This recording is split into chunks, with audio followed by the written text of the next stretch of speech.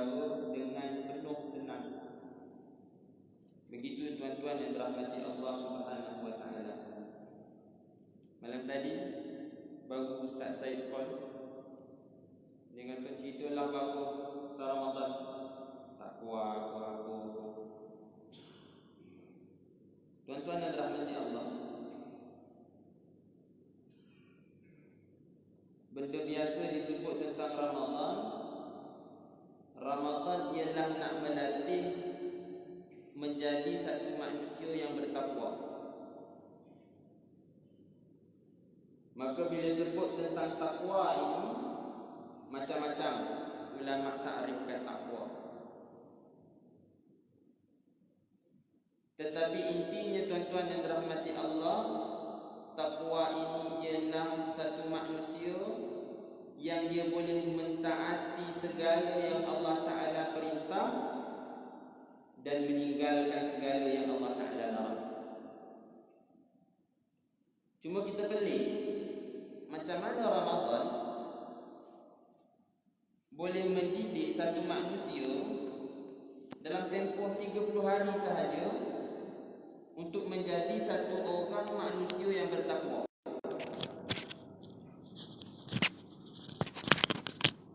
Al-Imam Al-Ghazali rahimahullah ta'ala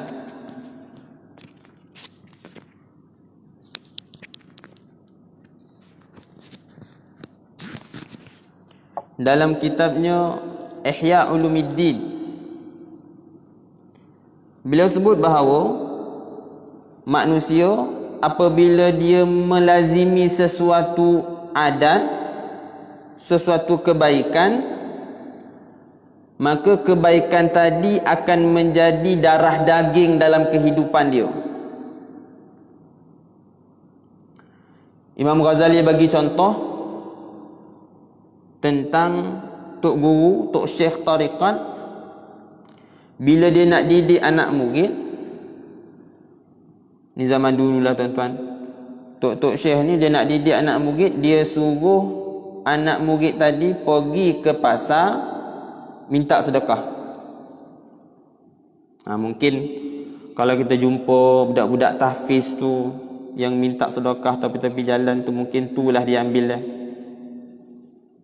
Tapi kena faham ya tuan-tuan, yang Imam Ghazali sebut ini tok syekh yang bukan nakkan duit, bukan suruh budak-budak pergi kutip duit. Habis-habis tok syekh yang tukar kereta Alphard. Itu tak betul tu dah tuan-tuan. Yang Imam Ghazali sebut ni ialah semata-mata tok syekh ni nak mendidik murid. Dan tok syekh tu mungkin tak ambil walau sesin pun daripada duit tadi. Didikan macam mana? Kita lah tuan-tuan kan, bila dah ada jawatan yang besar, orang dah mula hormat, pergi dekat tengah-tengah pasar minta sedekah. Malu kita tuan-tuan. Tak payah minta sedekah dekat pasar. Katalah musim Covid ni, mak saya sebut COVID-19, tak ada kerja, kena buang. Kita nak minta dengan adik-beradik duit pun malu. Pergi ke pasar tuan-tuan, minta sedekah. Bukan nak menghinakan diri, tapi nak ajar diri bagaimana rasanya merendahkan diri. Bila satu manusia dibiasakan dengan satu tabiat, maka tabiat tadi akan menjadi darah daging dalam kehidupan dia. Contohlah tuan-tuan, ada orang dia tak makan sayur. Tak goma, kita pun dululah sebelum mula dulu kan ada juga tak makan beberapa sayur, beberapa makanan. Tapi alih-alih kita paksa jugalah makan, kan tak sihat pula badan. Sampai hari ni tuan-tuan, kalau tak ada sayur pula tak boleh makan. Betul tak? Mesti kena ada sayur. Kalau tak ada tu cakap dengan rumah, masalah sayur sikit ha. Goreng je nasi. Menjadi tabiat dalam kehidupan. Begitu tuan-tuan dengan kebaikan. Apa-apa sahaja jenis kebaikan yang kita teringin nak buat. Kita tengok haji tu, ya Allah, rajinnya haji tu. Semayang sunat, ya Allah. Saya pernah tengok tuan-tuan, kalau tuan-tuan kenal, ada di Kedah, Tok Guru. Saya rasa umur dah 90 lebih agaknya. Dia solat tuan-tuan bongkok belakang. Makna tua betul dah. Tapi lepas maghrib, anak-anak murid semua cabut. Yang solat-solat pun mungkin 2 rakaat, paling-paling tinggi 4 rakaat. Saya tengok Syekh Tok Syekh ni tuan-tuan, bukan duduk yo, berdiri dalam keadaan bongkok. Saya rasa mungkin dekat dengan 10 rakaat semayang sunat. Begitu tuan-tuan yang dirahmati Allah Subhanahu wa taala. Apabila satu ketaatan yang dilazimi. Kita tengok kawan kita baca Quran, Allah seronoknya, rajinnya haji ni baca Quran. Masuk masjid pegang Quran. Masuk masjid pegang tasbih. Apa-apa ibadat dia perlu mula dengan suatu benda yang kita tak suka.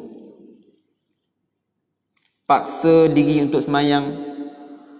Paksa diri untuk bangun qiyamul lail. Paksa diri untuk sedekah.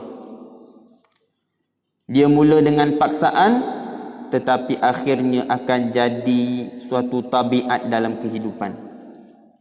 Tuan-tuan cuba ingat, time kita kecil-kecil mari. Kan bila kita nak jalan depan orang tua, susah kita nak tunduk. Tapi mak abah kita, kau ni jalan depan orang tua, tunduklah. Betul tak? Mula-mula tu latih juga. 2-3 kali kena marah. Tapi akhirnya automatik. Nampak orang tua jalan depan dia tunduk, hormat. Kalau yang bekerja, office dan sebagainya, buat surat kan? Buat surat. 3-4 kali kena hamun dengan bos. Kau ni tak reti buat surat ke apa? Dulu kau belajar ke tak bahasa Melayu? Tapi alih-alih tuan-tuan, bila akhir-akhir dah lama bekerja, tak ada salah. Sebab apa? Dah jadi tabiat. Begitu dalam kehidupan kita tuan-tuan yang dirahmati Allah, Ramadan mengajar kita untuk hidup dalam suasana ibadah. Daripada pagi, Ramadan ajak untuk kita bangun pagi sebelum subuh. Tapi suruh bangun je kan, tak nak bangun. Sahur, makan, supaya siang kan tak lapar. Bangun 10 minit, 20 minit sebelum subuh, semayang sunat. 30 hari tuan-tuan boleh buat. Maka diharapkan selepas daripada 30 hari pun boleh jugalah. Tahajud. Power tuan-tuan. Cubalah try. Apa-apa sahaja permintaan yang ada dalam hati, tuan-tuan try 2 waktu. 1 waktu tahajud, yang kedua waktu hari Jumaat. Ini mustajab tuan-tuan. Tak payah pergi apa, doa valid lah, hantar orang ke Mekah suruh doa, tak payah. Tahajud. Ini kekuatan umat Islam. Yang kedua tuan-tuan, time hari Jumaat. Doalah bila-bila. Antara yang disebut para ulama yang mustajab ialah ketika mana pertama di antara 2 khutbah. Yang kedua selepas daripada solat Jumaat. Yang ketiga ialah ketika waktu asar hari Jumaat. Kemudian Ramadan bila dah didik pagi untuk bangun awal, Ramadan didik untuk mengurangkan makanan. Dia ada kesan tuan-tuan. Dia ada beza di antara perut kita penuh dengan perut kita dalam keadaan kosong. Sebab tu ulama tasawuf, antara perkara yang diajarkan ialah untuk mengurangkan makanan. Sehingga para ulama tasawuf menyebut ma syabi'tu yauman illa hamamtu bi maksiatin. Tak pernah aku kenyang sehari melainkan pada hari itu aku akan bercita-cita untuk melakukan maksiat. Bila perut penuh, maka syahwat pun jadi tinggi. Tuan-tuan cuba perhatikan. Bahkan ini bukan ulama tasawuf sahaja yang ajar, diajar oleh Sayyidina Rasulullah sallallahu alaihi wasallam. Kurangkan makanan. Sehingga akhirnya tubuh jadi ringan untuk beribadat. Syahwat jadi rendah untuk melakukan maksiat. Ini tarbiyah Ramadan. Bila malam, suruh siang tarawih tak larat, malam disuruh pula laksanakan solat sunat tuan-tuan 8 rakaat. Di sini berapa rakaat ji? 10. Ada yang kata tak sah pula 8 rakaat, tak dikira tarawih, kan? Memang tuan-tuan yang rahmati Allah, 4 mazhab mu'tamad mereka menyebut bahawa tarawih itu mesti 20 rakaat. Tuan-tuan pergilah mana-mana, mereka solat 20 rakaat. Yang Morocco pelik lagi. Kalau di Morocco tuan-tuan, mereka solat 10 rakaat selepas isyak. 10 rakaat lagi bila tuan-tuan? Sebelum subuh. Setiap hari Ramadan. Lepas 10 rakaat barulah dia pergi sahur. Tuan-tuan jangan tanya saya macam mana keadaan sebab saya tak pernah pergi. 10 rakaat sebelum subuh tuan-tuan. Baca Quran macam biasalah, macam kita lah, sejuzuk sehari. Jadi tuan-tuan yang rahmati Allah, tak kira lah tu, tak kisahlah sembahyang 8 ke 10 ke. Intinya tuan-tuan yang rahmati Allah, 8 rakaat pun tetap diganjari pahala oleh Allah Subhanahu wa taala. Ni bergaduh 8 20 8 20, duduk rumah tengok drama, baik tak payah.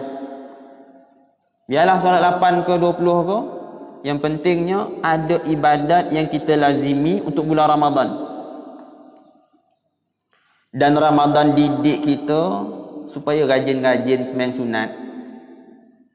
Kalau tak tolak pun lepas waktu malam hari biasa selain Ramadan untuk solat sunat. Solat sunat qabliyah ba'diyah. Solat sunat duha. Cukuplah. Sebagai amal bekal untuk kita bawa kembali kepada Allah Subhanahu wa taala. Tuan-tuan dan rahmati Allah Subhanahu wa taala, bila sebut sampai pukul berapa ni? 7. Bila sebut tentang takwa tuan-tuan, antara takrif definisi yang paling terkena sekali ialah apa yang disebut oleh Sayyiduna Ali karamallahu wajhah.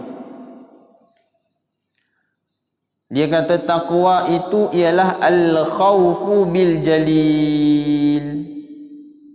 Takut dengan Allah Subhanahu wa taala. Tapi takut-takut ni tuan-tuan, dia bukan benda yang boleh kita buat-buat. Dia bukan benda yang kita buat-buat. Bagaimana nak menjadikan diri kita, hati yang takut kepada Allah Subhanahu wa taala? Para ulama tuan-tuan dan rahmati Allah ajar kita perbanyakkan untuk membaca cerita-cerita akhirat. azab kubur. Sebab itu tuan-tuan, Nabi SAW ajar kita setiap kali lalu kubur buat apa tuan-tuan? Lalu kubur apa? Bagi salam. Lepas itu nak baca Al-Fatihah ke apa tu pulang. Bagi salam. Ada riwayat sebut, sesungguhnya ahli kubur yaruddu salama ilaikum. Ahli kubur itu membalas salam yang kamu bagikan kepada mereka. Apa salam dia tuan-tuan? Assalamualaikum ya ahlal kubur, inna bikum lahikun. Assalamualaikum wahai ahli kubur, kami akan ikut kepada kamu. Apa tujuan dia tuan-tuan? Saja kau nak bagi salam kepada orang dalam kubur? Tah dia donga, tah dia tak donga tuan-tuan.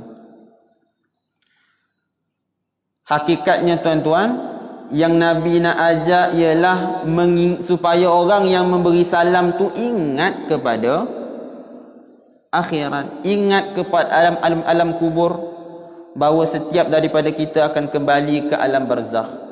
Sebab tu yang orang petikai isu talqin. Apa dia kata? Dia kata talqin ini tak payahlah. Sampai-sampai dia tuan-tuan di Negeri Sembilan. Ini saya dengar dengan telinga saya sendiri. Di Negeri Sembilan dah tak nak buat talqin. Kalau di Perlis tu kita tak heran lah. Di Negeri Sembilan. Alasan apa? Bid'ah. Nabi tak buat. Nabi tak ajar bercakap dengan orang mati. Ada pula ubah sikit talqin. Tak kisahlah, tak ada masalah tuan-tuan. Ada yang ubah sikit. Dia ceramah pula taurih dekat orang ramai, dekat kubur tu. Tak apalah. Tapi intinya tuan-tuan, mereka yang melakukan talqin, baca talqin, ya wahai fulan binti fulana, sekejap lagi akan datang kepada kamu 2 orang malaikat. Ini bentuk didikan secara tidak langsung. Dia lain tuan-tuan. Kita nasihat berdepan, kita cakap berdepan dengan kita gunakan bahasa yang lain. Kita nak togo dekat abah tapi togo abah kang mengamuk dia. Cara dia apa tuan-tuan? Marah anak. Bersungut dekat anak. Balik tengah malam. Baliklah bawa kau buat apa kat luar, apa kat luar tu apa yang kau buat? Jumpa kawan, minum kopi je kau je. Marah kat anak ni. Tapi sengaja dikuatkan sikit suara tu, biar yang kat dapur tu pun dengar. Akan lain bentuk cara nasihat tu. Kadang-kadang kita bila berdepan kita tak ramah dia nasihat, tapi bila dengar daripada jauh tu, ya tak ya juga, betul juga apa bini aku kata. Macam itulah lebih kurang tuan-tuan skop didikan yang para ulama kita ajar. Bahkan Nabi SAW kalau tak boleh bercakap dengan orang ahli kubur, mengapa Nabi SAW perintahkan kita beri salam kepada orang kubur? Bahkan warid tuan-tuan yang dirahmati Allah, Nabi bercakap dengan ahli kubur. Di mana? Di Perang Badar. Perang Badar, hanyalah cerita Perang Badar kan dalam sirah, yang akhirnya kaum musyrikin itu tewas, ratusan yang mati. Bila ditanam, Nabi sebut,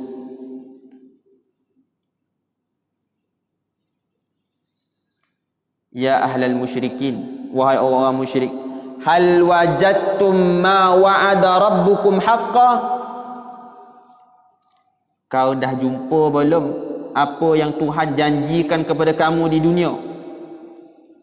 Iaitu kamu ingkar, kamu akan diazab. Nabi sebut dengan siapa tuan-tuan? Dengan sahabat ke? Bukan. Dengan kaum musyrikin yang dah mati dalam peperangan. Nabi kata, inna wajadna ma wa'ada rabbuna haqqan. sesungguhnya kami telah menemui apa yang Tuhan kami janjikan kepada kami itu ialah benar, iaitu kemenangan di dunia dalam peperangan Badar. Itu saya kurang bona kalau nak ceramah bulan Ramadan ni. Tak boleh minum air. Tolong alio lah banyak-banyak. Tuan-tuan yang dirahmati Allah Subhanahu wa taala. Al-khawfu bil jalil, takut dengan Tuhan.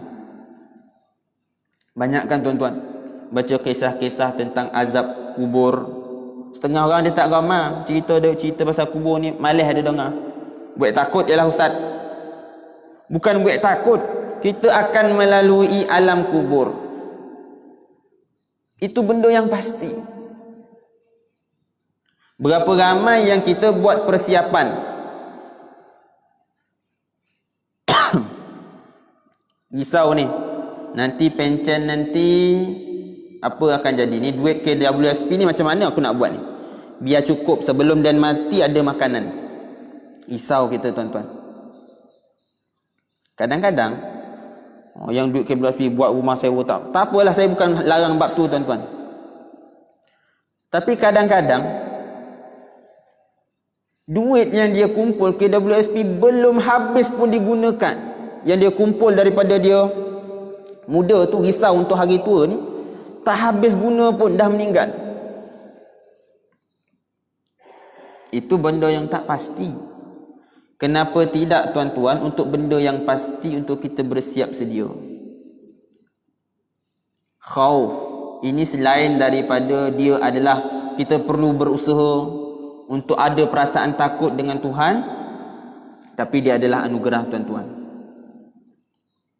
yang Allah Ta'ala beri kepada siapa yang Allah Ta'ala inginkan. Kalau Allah Ta'ala beri perasaan khauf ini tuan-tuan, kanak-kanak yang kecil pun boleh ada, boleh dapat. Kan cerita ni, cerita-cerita orang dulu lah tuan-tuan. Mungkin betul, mungkin salah, tapi kita nak ambil inti daripada kisah itu. Dia nampak bakar kayu api, menangis. Ini yang saya sebut tuan-tuan, dia bukan benda yang dibuat-buat. Bukan boleh kita buat-buat. Drama lain lah. Itu pun kita nampak kalau ni berlakon je. Menangis tengok kayu api dibakar. Kata yang tengah bakar kayu api tu, dia kata, kau menangis buat apa? Beria benar lah menangis. Kata budak tadi, aku tengok kayu api ni, kayu yang paling mula-mula kamu bakar ialah kayu yang kecil-kecil. Maka aku takut aku nanti kecil, di akhirat nanti akulah akan mula-mula Allah Ta'ala bakar. Tak warid tuan-tuan daripada hadis. Jangan cari hadis. Betul ke dah ada hadis budak-budak dulu dibakar? Tak ada. Tapi nak cerita bagaimana perasaan khauf satu orang lelaki. Ni riwayat hadis cerita di akhirat. Disebut oleh Syekh Abdullah At-Talidi, ulama di Morocco, dah meninggal. Dalam buku dia tentang kisah-kisah dalam hadis, tentang bagaimana satu orang lelaki, dia perintahkan kepada anak-anak dia untuk bakar mayatnya bila mayatnya telah meninggal, bila dia telah meninggal dunia. Sebab apa? Sebab dia tahu kerja dia dekat dunia, bangun-bangun tidur, sarapan arak dengan daging babi. Tengah hari isap ganja, malam merompak, tengah malam nak dekat subuh berzina. Tu jadual harian dia. Maknanya jahat betul. Dia sadar, dia tahu betapa jahatnya dia. Dan dia yakin dia mati nanti confirm Allah Ta'ala azab. Apa dia buat? Dia suruh anak-anak dia bakar mayat. Supaya apa? Supaya moga-moga bila mayat dah hancur, maka akhirat nanti tak dah dipanggil oleh Allah untuk disoal siasat. Kira settle macam tu lah. Kan cerita apa? Kapal selam di Indonesia kan? Apa nama dia tu Haji? Nanggala kan? Ataupun apa? Kapal terbang yang terjunam, hancur, lebur mayat. Macam mana tu Ustaz? Tak ada azab kubur kau. Untunglah dia Ustaz tak ada azab kubur. Azab kubur tuan-tuan, alam barzakh ini dia tak sama dengan alam kita. Dia adalah roh.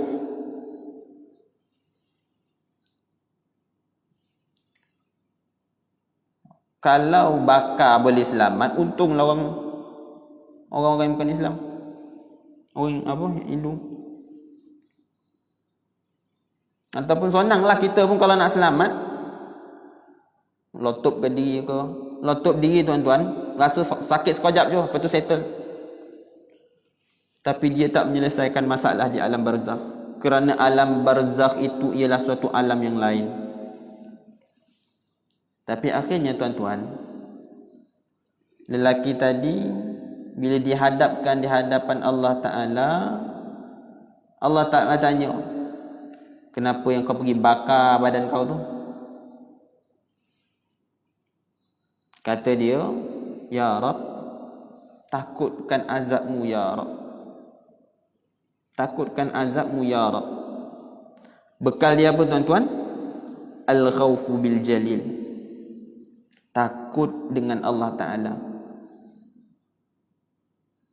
Tapi Allah Ta'ala ridha dengan perbuatan dia tu tuan-tuan. Tapi jangan kita buat pula. Ini untuk dia, special case. Kan ada pula orang Seremban 2 bakar pula mayat. Sebab apa? Ada ustaz ceramah suruh bakar. Saya sebut orang tu je. Kita belum tentu tuan-tuan. Sebab dalam hadis Nabi sebut, mereka yang mati dalam keadaan memakan racun, maka di akhirat nanti dia akan dibangkitkan dan diseksa dengan memakan racun sepanjang dia berada dalam neraka. Jangan buat-buat. Ini special case. Saya nak cerita, saya nak tunjukkan bagaimana al-khawfu bil jalil. Perasaan takut dengan Allah Ta'ala. Yang kedua, wal amalu bitanzil. Sikit lagi tuan-tuan. Beramal. Tak cukup dengan khauf. Mau khauf anda dah. Takut ni. Takut dengan Allah Ta'ala. Allah, ya Allah takutnya. Tapi semayang tak. Cerita makrifat sampai ke langit. Semayang tak. Itu tak betul dia tu tuan-tuan. Cerita Allah, cerita mengenal Allah, dia perlu disertakan dengan amal dengan tanzil, beramal dengan Al-Quran, beramal dengan hadis. Cuma sebahagian tu salah faham pula. Beramal dengan Quran hadis, habis semua orang lain dibid'ahkan. Habis semua orang lain sesat. Dia seorang je yang mukmin, yang ahli syurga. Itu tak betul juga tu. Makna beramal dengan Quran dan hadis apa dia? Beramal dengan kefahaman ulama tentang Al-Quran dan hadis. Sebab Al-Quran dan hadis tuan-tuan, bagai-bagai makna boleh ditafsirkan. Kita pun boleh faham Al-Quran dan hadis. Tapi adakah kefahaman kita yang lebih tepat atau kefahaman para ulama lebih tepat? Ini bergaduh, kau bid'ah, aku bid'ah. Samalah tuan-tuan, tak kiralah mana-mana firqah, mana-mana kumpulan, sama je. Bid'ah tak bid'ah, kufur tak kufur. Itu bukan kerja kita tuan-tuan. Tak diajar oleh Nabi. Tunjuk mana hadis yang Nabi pergi dekat orang-orang Mekah, wala kau kafir, kau kafir, kau kafir, kau bid'ah. Sayyidina Umar ada buat kerja macam tu tuan-tuan? Tak ada. Tu bukan kerja orang mukmin tuan-tuan. Kerja kita berusaha sedaya upaya untuk kita pastikan kita bersungguh-sungguh beramal dan amal kita itu diterima oleh Allah Subhanahu wa ta'ala. Yang terakhir kata Imam Sayyiduna Ali karamallahu wajhah, wasti'dad liyaumir rahil. Buat persediaan untuk hari kita kembali kepada Allah Subhanahu wa taala. Buatlah apa-apa persediaan. Ada yang berduit bina rumah anak yatim. Tuan-tuan, kita nak duduk satu darjat, satu syurga dengan Nabi itu agak-agak layak tak tuan-tuan? Muhasabahlah tengok pagi tadi buat apa, seminggu ni buat apa. Kok matilah kita layak tak nak duduk dengan syurga Nabi. Syurga Nabi ni tuan-tuan, itu sahabat yang ada Sayyidina Umar, Sayyidina Abu Bakar, tok-tok wali besar-besar. Siapa kita tuan-tuan nak duduk di darjat yang itu? Paling-paling kurang dapatlah darjat yang paling rendah sekali itu pun dah kira okey dah. Tapi Nabi sebut tuan-tuan, antara amalan yang akan menjadikan satu orang itu rapat dengan Nabi di akhirat nanti. Sekira-kira Nabi di syurga Firdaus itu, dia juga berada bersama dengan Nabi SAW. Nabi kata, ana wa kafilul yatim kahataini fil jannah. Nabi kata, aku dengan orang yang menanggung, membela anak yatim macam ni ha. Mana apa? Dekat. Brotherhood, rapat. Tuan-tuan, Ustaz, manalah saya ada duit nak buka satu sekolah untuk orang-orang anak yatim, Ustaz. Saya duit pun cukup-cukup makan. Bantu apa yang mampu. Ada RM10, bagilah RM10. Ada RM1, bagi RM1. Tuan-tuan percaya tak? Ada satu orang kaya, dia infakkan RM1. Dalam bank dia ada RM100 juta. Ada satu orang miskin, dalam bank dia ada RM100 tu. Diinfakkan RM1. Nilainya di sisi Allah itu sama.